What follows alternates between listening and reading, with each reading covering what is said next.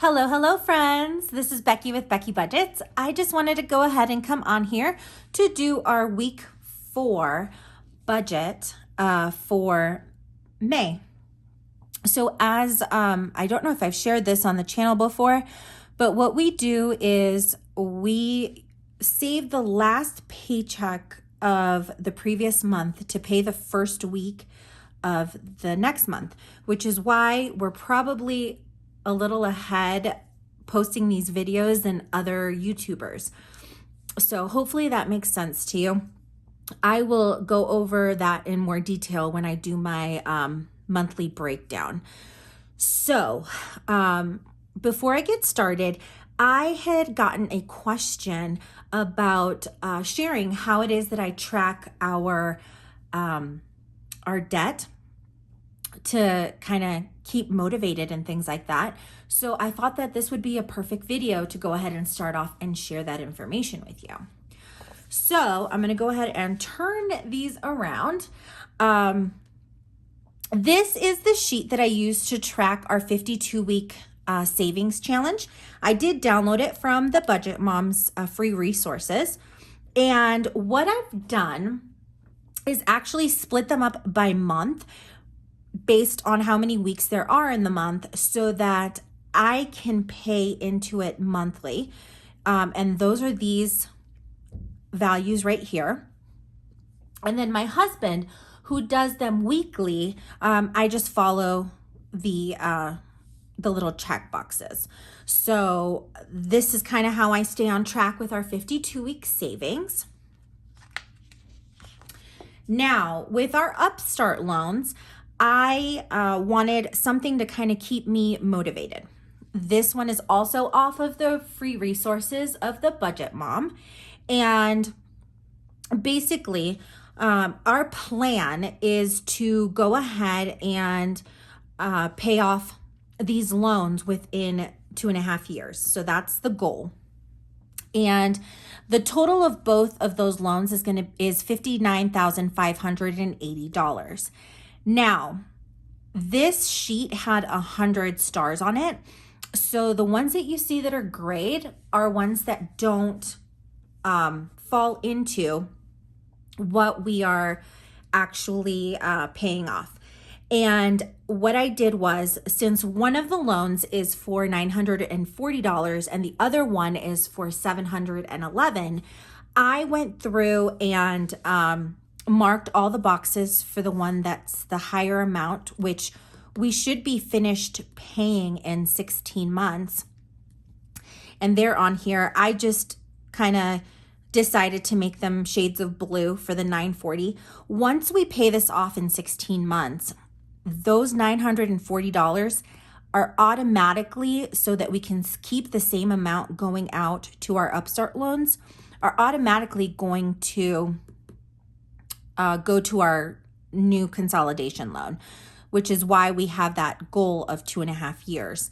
So once I get rid of all these 940s, I will be coloring in 2 of the regular stars every month. So this is the one that I used for our Upstart loans. Now, our current snowball debt is our Dell. And this is the form, or this is the sheet that I use to kind of track that payment. I actually downloaded this one off of debtfreecharts.com. I'm not very good at editing, but I will try to link all these in the description so that you guys can access them if you want. Our starting balance was at $3,058.54, and I split it up between these 100 squares and figured that it would be $30.59 that we pay. This amount actually coincides with what comes off of the principal after the interest rate, which is why it is so important to me to save chunks of money during the month and pay that value off at the end of the month. so that we can go ahead and pay this off faster. So since we just started this, all I have is that one payment that we have put onto the card. But at the end of the month, I'm projecting that I'm going to be able to color 10 of these. So that's kind of how I track and keep motivated with paying off this snowball debt. Now, let me go over here. This one right here was the one that I used when we were paying off our Best Buy. So this one came off of the Budget Mom free resources, and each of the credit cards was $29. So although we went through this one very quickly, I had started it about a month and a half before we started tackling that debt.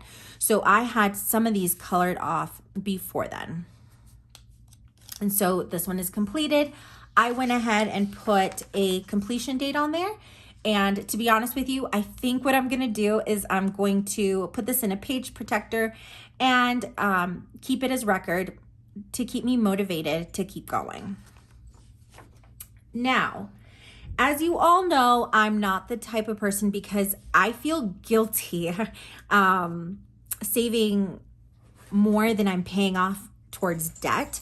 So I am not big on savings challenges, but this is one that I think is going to really motivate me.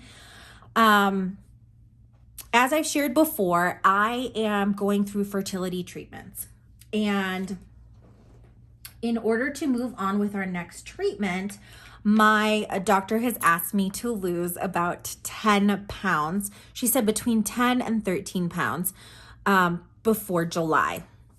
In order to keep me motivated with this, I downloaded this off of a digital download from Etsy, from Butterfly Digital Co. And she has different denominations of pounds. I went ahead and set myself a goal of 20 pounds before July. And I don't think I've shared this with you all, but I've also, the first thing I cut out of our budget when I started budgeting was my daily Starbucks. So historically, I've always bought a venti skinny vanilla latte with 2 Splendas every morning on my way to work. And that was the first thing I cut out, because I was spending close to $6 a day on that. So in order to keep me motivated, I've set every pound to $2. So every 3 pounds, I can treat myself to that skinny vanilla latte. Now, I think that that's going to be a good way to kind of keep me motivated and staying on the plan. And my hope is to get there before July. So now we can go ahead and get started with our monthly or our week 4 budget. In order to save time, because I knew I was going to take some time going over my tracking sheets, I just wrote in the sinking funds and the variable envelopes to cut some time. So today I'm going to go ahead and budget from my husband's May 19th paycheck. And as always, we have budgeted that it is going to be $667. That value was calculated off of taking the least amount that he's gotten paid in the last 12 months. And then I always write a spot for rollover. And to be honest with you, I think I'm going to stop writing in a line for miscellaneous, because it's very few and far between the times that we get miscellaneous funds. So I'm going to keep that one off, and I'm going to replace it with savings so that I can track any savings that are used during this week. Now, this week, I actually have to order my dog's dental chews and also their Cosequin. So I ordered it off of Chewy, and I'm taking $57 out of their variable envelope. So that's going to be pulled from the variable envelope. Now, when we go ahead and add this money, that comes in at a total of $724.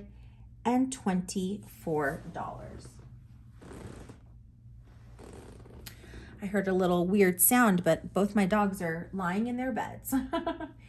So, as far as our bills this week, our standard bills are Nationwide, which is our dog's insurance, the Apple subscription,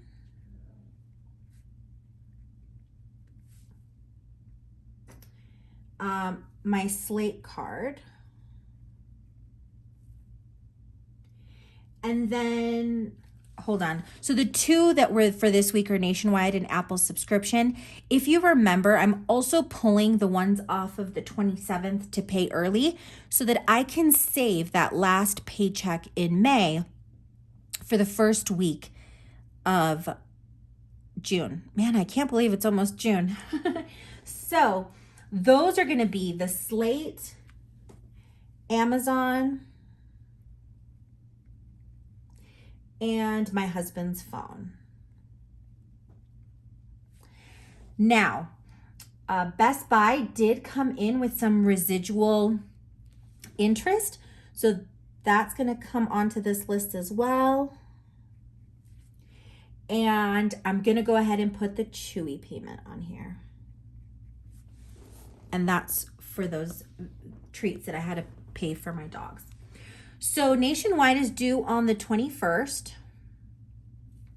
And that we budget $143 for. The Apple subscription comes through on the 22nd.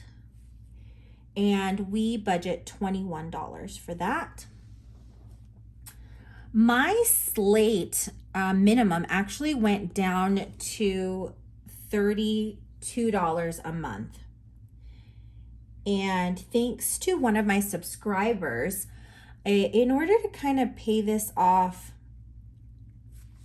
at a higher rate at the same time that we're paying off our snowball debt, I'm going to go ahead and keep this payment at $88 so that I can take off a chunk of that every month. And once we finish paying the Dell, I can just pay whatever's left on the Slate. Amazon did end up going up, so I'm going to go ahead and budget $17 for that. My husband's phone, I'm going to go ahead and budget for $57. Last month I went ahead and budgeted $56, and it's actually $56.15. So this month I just went up and rounded it up to make it easier. And then the residual payment due on the Best Buy is like $20.25. So I'm going to go ahead and budget $21 for that. And my dog's treats come in at $57. So when we add those values together,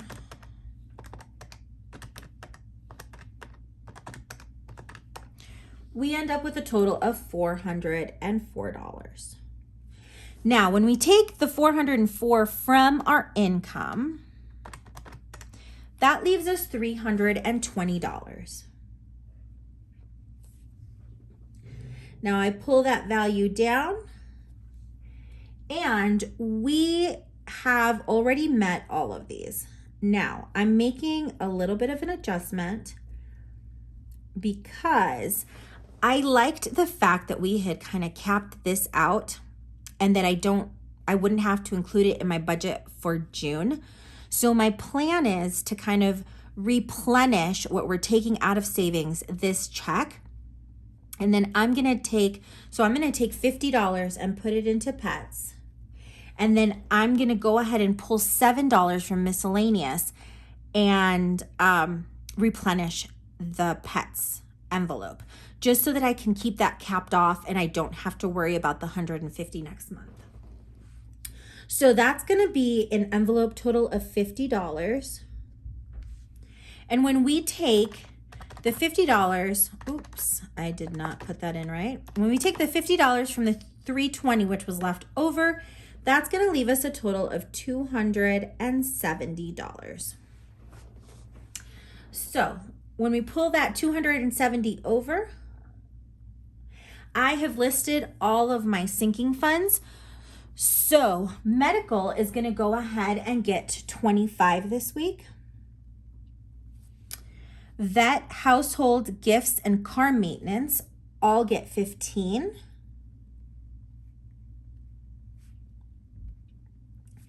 Vacation gets $5. Renter's insurance and car registration both get $3. And then that emergency fund gets the additional $4 in order to make sinking funds an even $100. So when I take that 100 from the 270, we are left with 170. Now, I know that we are on week 20 of the 52-week challenge. So my plan is to go ahead and put $150 towards our snowball debt, which is the Dell. And that will leave the $20 that we need for the 52-week challenge. So that's 52-week number 2. Now I'm going to go ahead and add my 20-pound challenge on here. And I'm going to put a spot for a buffer. So that 52-week number 2 is going to go ahead and get $20. I'm not going to budget anything for the 20-pound challenge and nothing into the buffer. I know that there will be a little bit of extra funds because my husband does get paid and has variable income. So usually he does bring in about $60 to $100 more in a week. And so I'll be able to pull anything I gain from losing weight just from there.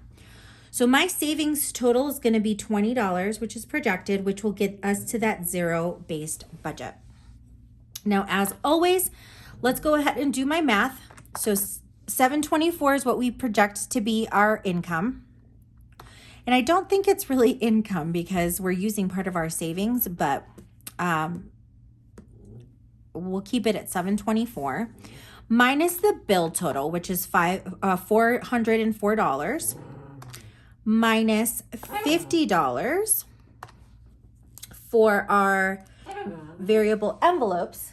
My little Leo is being quite vocal, so let me pick him up and get him on my lap. Then we're going to go ahead and take $100 from the sinking fund total, minus the $150 we're projecting to go to our snowball, and then finally the $20 that are going into the 52-week challenge number 2, which is my husband's account. And that, in fact, gets us to that zero-based budget. I will be back on Thursday with our actual incomes, as my husband's payday is on Thursday. I pay everything up front so that I know what I'm working with later in the week. That being said, Wednesday, I'll go ahead and update all of you with our weekly spending. And on Friday, we'll do that cash stuffing. As always, if you are enjoying this content, please go ahead and subscribe to this channel. I would absolutely love it. And thank you to each and every one of you that has taken time out of your day to watch this video. I know it was a little longer, but I did want to go ahead and incorporate the ways I track our debt so that you guys are all aware that I do, in fact, have things to keep me motivated. I hope you all have an amazing day, and I will see you guys soon. Take care.